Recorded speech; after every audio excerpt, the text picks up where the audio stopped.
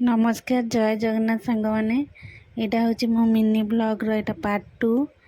Actually मत तो कथा कही आसनी तेणुक मुझे जहाँ पाँच कहीदे खराब भावेनि कि भूल थी मत क्षमा करदे। आए देखो मो बड़ झीर कम सारिक सान झील को तेल लगे पोछा पोछी कर खुआई पियाई देकी ता काम सारिली।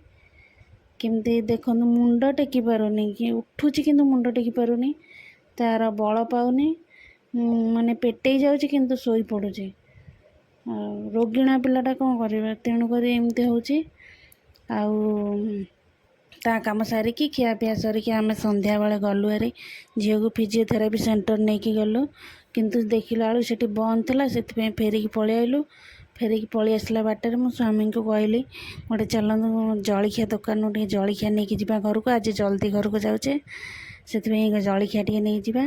तापर जलखिया आणिलु यार घरे समस्ते खाइलु खाई सारिकी आउ कौन राति काम आउ कौन राति रुटी क्षीर आउ तरकारी करी सकाळर से थिला। मो चैनल को भल लगे सब्सक्राइब करेंगे। नमस्कार धन्यवाद जय जगन्नाथ।